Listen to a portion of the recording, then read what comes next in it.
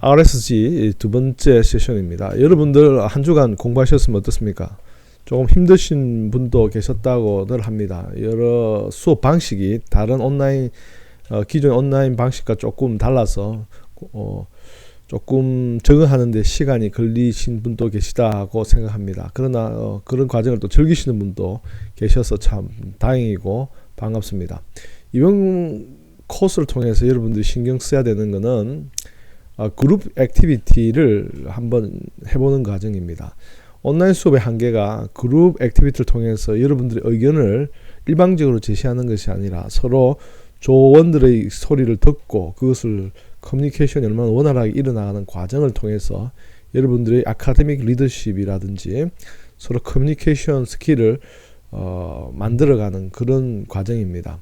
그런 평가가 온라인 캠퍼스에서는 쉽게 가능하지만 온라인 수업에서는 그것이 조금 어렵다라고 생각하셔서 안 하는 그런 코스들이 있었기 때문에 이번 클래스를 통해서 그런 액티비티를 여러분들이 할 수 있다는 것을 보여주시고 또 이런 부분들이 벤치마킹 되어서 다른 클래스에서도 원활하게 활동해서 아카데믹한 액티비티가 좀 더 다양하게 이루어졌으면 하는 목적에서 시작했습니다. 많이 협조해 주시고 또 참석해 주시면 감사드리겠습니다.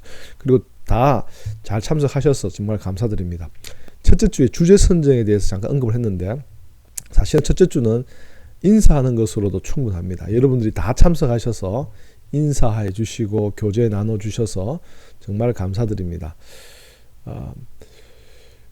특히 1조는 아주 활발하게 진행되고 있는데 저도 조 커뮤니케이션을 통해서 저 안에서 커뮤니케이션을 통해 가지고 주제 선정에 거의 가까워한 것 같습니다.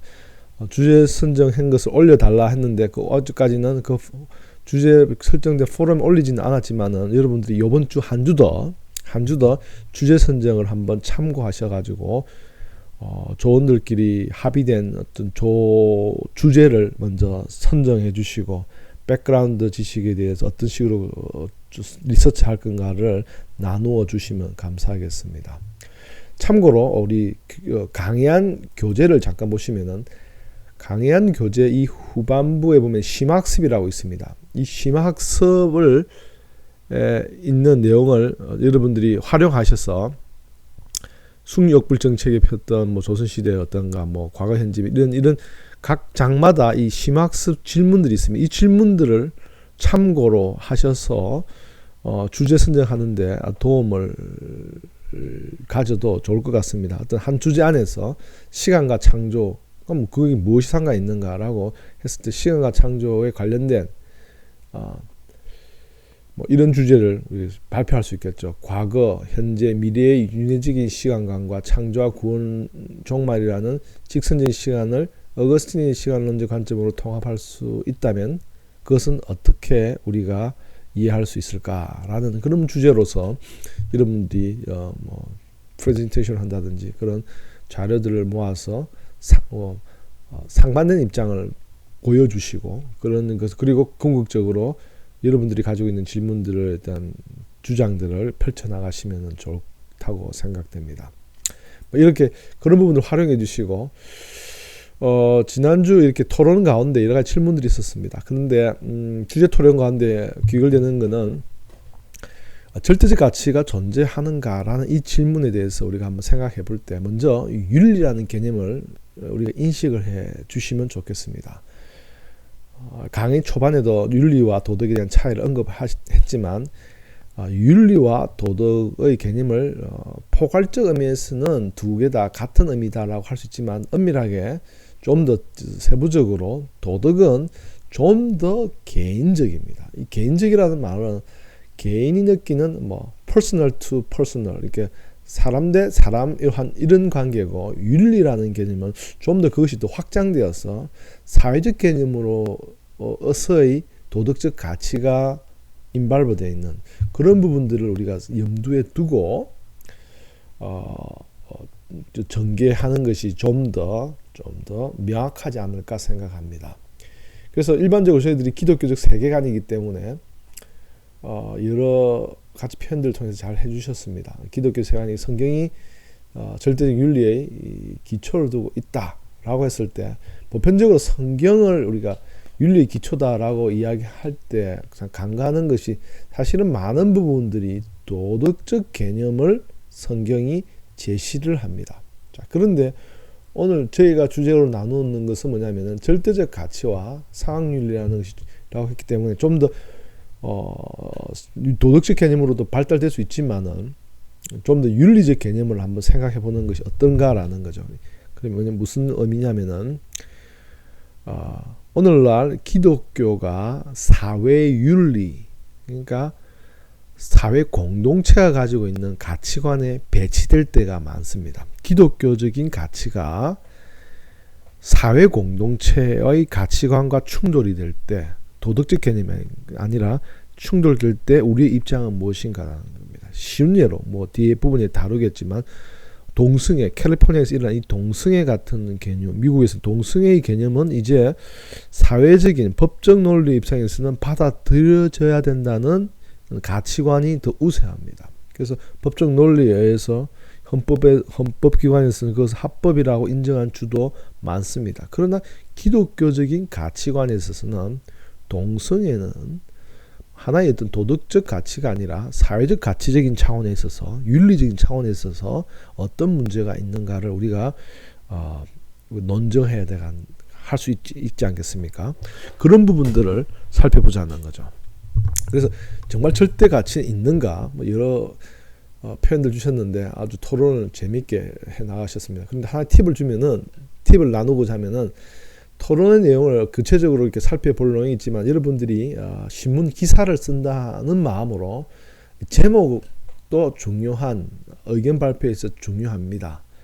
제목이 직설적으로 자기 의견을 표현하는 것도 좋습니다. 예를 들면은 우리 윤수건 우리 하우님께서 절대적 윤리는 혹은 가치는 존재한다고 생각합니다. 이렇게 명확하게 줘도 좋습니다.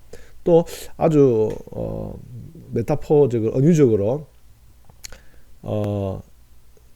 절대 윤리의 그늘에서 그런 말이 있었는데,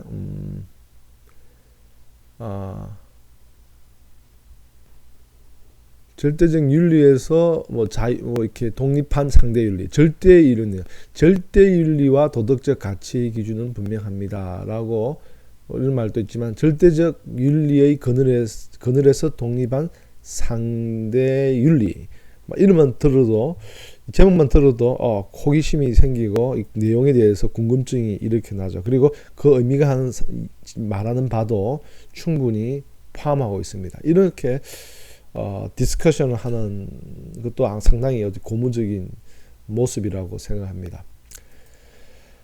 결론을 내리기보다는 우리 기독교적인 가치관에 있어서 기독교 안에서도 절대적 가치가, 성경적 입장에서 절대적 가치가 존재한다고 성경은 이야기합니다. 그러나 사회적인 기독교적인 바깥에 있는 사람들도 절대적 가치가 존재한다고 믿는 사람과 안 믿는 사람이 존재한다는 거죠. 꼭 기독교적인 생각이 아닐지라도 그런 맥락에서 절대적 가치가 그것을 가지고 형성하는 사회윤리가 존재해야만 하는 것이 바람직한가, 그렇지 아니한가에 대한 논점입니다.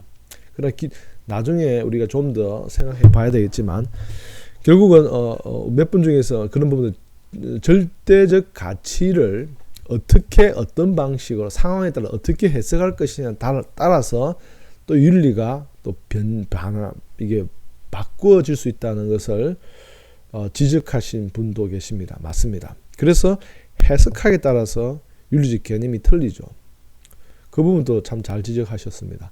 예를 들면은 여성 안수를 기준 또를 가지는 해석학의 입장에서 동성애에 대한 부분들을 언급할 때 그들의 이 논리를 따르면은 기존의 기독교 교리에 있어서 보수적인 맥락에 있어서는 동성애 같은 것을 우리는 반대하지만, 아까처럼 좀 더 진보적인 해석적 입장을 쓰면은 또 성경이 다른 맥락에서 동성애도 성경적 일부분으로서 우리가 수용할 수 있다라는 그런 극단적인 해석도 사실은 있을 수가 있습니다. 그래서 많은 진보적인 미국에 있는 교단들은 동성애를 합리적으로 받아들이는 그런 교단들이 많이 있죠. 그런 맥락을 통해서 볼 때 동일한 성경을 사용하는데 입장이 달라진 이유가 성경의 진리를 믿지 아니하는 것이 아니라 성경을 어떻게 해석하냐에 따라서의 차이에 의해서 생겨난다라고 이해를 합니다. 자, 그런데 개인적으로는 그 부분 자체에도 사실은 모순이 있습니다. 성경 안에는 결국에는 성경을 믿느냐 안 믿느냐죠. 그렇게 성경 해석이 달라지는 것 중에 하나가 성경을 어떤 절대 진리로 믿는 그 말 속에는 성경의 무엇에 대한 절대적 신뢰를 전제로 하고 있습니다. 반면에 상대적인 윤리와 상대적 해석을 전제하는 것은 성경의 어떤 계시에 대한 부분을 성경의 어떤 절대적인 의미를 약간 부정하는 경향으로 볼 수밖에 없는 그런 어떤 해석적 입장을 갖게 됩니다. 궁극적으로 성경론, 조직 신학에서 성경론이라는 것은 없는데 사실 이 성경론에 사실 그 차이를 두고 있다고 볼 수 있지 않나 생각합니다. 성경에 대한 입장이 어떠한가에 따라서 진리의 기준점과 또 진리로부터 나오는 윤리의 개념도 달라지는 그런 모습으로 나타나고 있는 것이 현실입니다.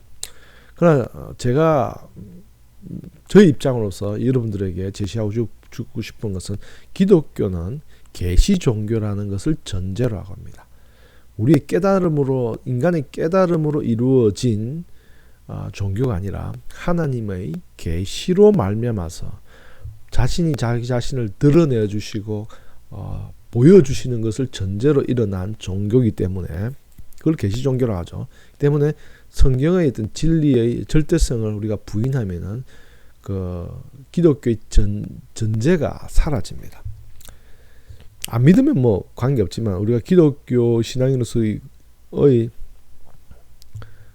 믿는다는 전제 안에서는 성경을 절대적으로 믿는다는 것이 성경을 부정하는 것 자체가 우리의 교리적인 모순에 들어가는 그런 입장이기 때문에 부인할 수 없는 부분이죠. 그래서 윤리는 결국은 성경에 대한 절대적 가치에서부터 출발하는 기준점을 삼고 있죠. 그런데 어떻게 그것을 잘 현실에 맞게 적용할 것인가가 우리의 문제입니다. 처음 주제가 사실은 무거운 주제로 여러분들에게 시작되었습니다. 윤리, 절대적 가치, 절대적인 윤리와 상황 윤리, 이건 어떻게 보면 해석학적인 어떤 차이의 결론에 다다르게 됩니다. 이 부분이 계속적으로 아마 성경적 입장으로서 현대 윤리 이슈를 어떻게 다룰 것인가 해서 계속적으로 여러분들이 만나게 될 겁니다. 그래서 이 부분으로서 아마 끝이 나지 않고 절대 가치, 성경의 어떤 가치관에 대한 어떤 신뢰성에 대한 부분과 해석의 문제점에 대한 부분들은 아마 이번 학기에 어떤 사실은 해결될 수 없는 하나의 문제로서 꾸준히 가게 될 겁니다. 해결하려는 것이 아니라 믿을 것인가 안 믿을 것인가의 어떤 선택의 기로에 서는 입장으로 종결될 수밖에 없을 겁니다. 그런데 어떻게 우리가 그 부분을 신뢰하는 것을 우리가 합당화할 수 있는가, 그 부분에 초점이 맞춰져야 되지 않나 생각합니다. 이 현대윤리는 우리 시작에서 잠깐 말했지만 철학의 한 분야입니다. 그래서 이 현대윤리의 초점은 이것을 해야 된다 안 해야 된다는 어떤 컨텐츠를 그냥 이해하고 외우는 것이 중요한 것이 아니라 어떤 식으로 철학적 사고를 통해서 우리가 합리적으로 이해할 것인가, 아니면 신앙적으로 어떻게 받아들일 것인가, 그런 세계관에 대한 정리가 전제돼야 될 것이고, 또 그것을 발전시켜 나가는 과정이 초점으로 맞춰져야 될 것입니다. 이번 시간에는 여러분들이 이번 2주차에는 여러분들이 진대도에 나아가야 될 것이 뭡니까? 이번 주에는 이번 주에는 창조와 시간이라는 주제로서 여러분들이 아마 수업에 나갈 겁니다. 이 창조와 신약의 개념은 우리 첫째 주, 둘째 주에 다루는 큰 주제는 이 주제를 통해서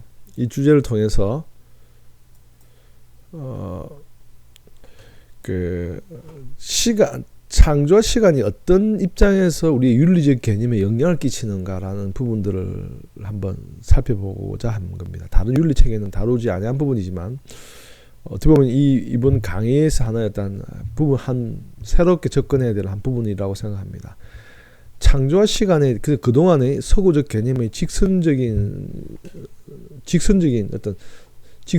어떤 개념에 의해서 만들어진 그 가치관과 세계관에 의해서 윤리의 개념이 전제되었을 때와 이 창조로부터 의미된 시간의 개념, 즉 어떻게 보면 이번 시간엔 종말론의 입장에서 윤리를 다루게 될 겁니다. 종말론적인 윤리.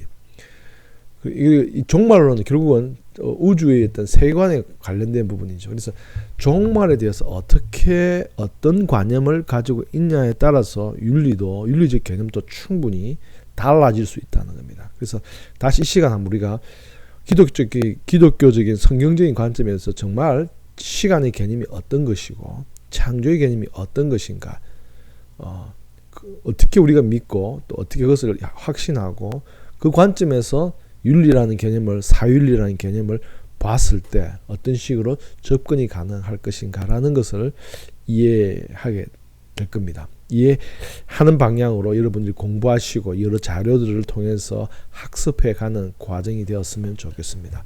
여러분들이 잘 아시다시피 여러분들은 지금 대학 과정을 다 마치시고 대학원 과정에 있어서 좀 더 창의적이고 자발적인 공부 예정입니다. 그래서 강의 내용도 중요하지만 강의에서 제시는 여러 가지 어떤 학술적인 터미놀로지, 그러니까 단어들을 만나게 되면 그 단어에 관한 상관 지식들을 공부해 나가는 것이 중요한 학습 방법입니다. 선생님이 이것이 중요하다고 해서 그것을 외우는 과정은 고등학교 때 대학교의 과정이라면은 이 대학원 과정은 여러분들이 스스로 공부를 해 나가는 그런 과정들을 한 단계 배우게 될 겁니다. 박사 과정에 가게 된다면 더 이제 자발적으로 여러분들이 새로운 발견되지 아니한 지식에 있던 책에 들어가는 연구하는 과정을 배우게 되겠고 그런 것을 보여주는 과정을 밟게 됩니다. 이미 그렇게 하신 분들도 계시겠지만 이런 어떤 신학과 윤리 가운데서도 철학에서도 동일합니다. 그래서 어떤 한 사람의 이론이 절대적인 것이 아니라 그 사람의 이론을 통해 가지고 사상을 통해서 좀 더 발전적으로 나아갈 수 있도록 스스로 주변 지식을 찾아가는 그런 과정이 되었으면 좋겠습니다. 그래서 창조와 시간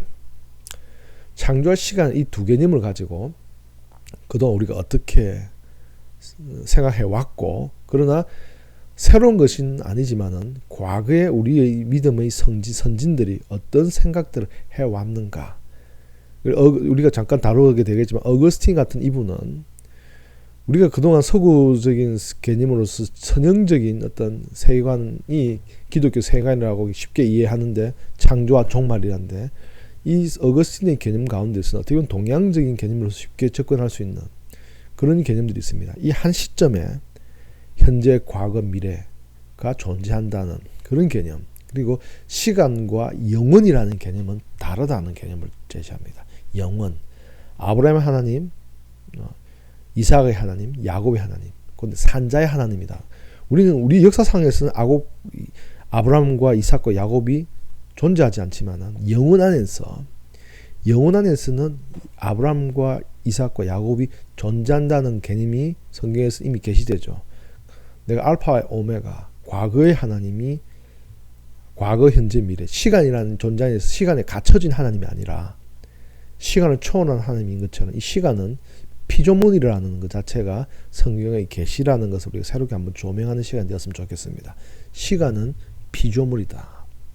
그러면 종말도 창조도 어떻게 보면 시간적 개념에서는 우리가 초월할 수 있는 한 부분인 거죠. 그죠? 그래서 시간의 개념이 초월한다면은 우리가 이 하루 한 시간을 어떻게 바라볼 것이냐가 다시 한번 더 재조명해야 되는 거죠. 많은 기독교적인 가치관에 있어서 미래의 준비를 위해서, 종말의 준비를 위해서 오늘을 희생하라는 그런 강요가 많이 되어 왔습니다. 이런 부분도 사실 윤리적 개념인 거죠. 미래의 한 날이 오늘의 한 날보다 더 중요하다는 그런 개념 어디 있습니까? 그죠? 오늘의 하루가 중요한 것만큼 내일의 하루도 똑같은 하루다는 거죠. 그래서 내일의 하루를 위해서 오늘 하루를 희생한다면은 뭐 합리적인 개념으로서 동등하지 않다. 이런 개념들이 이제는 철학적인 사조로서 이렇게 막 놓고 있습니다. 기독교 안에서 놓는 것이 아니라 인문학자들 가운데에서. 그래서 오늘이 중요하다. 사랑이 중요하다. 뭐 이런 개념이 등장하는 이유가 그런 거죠.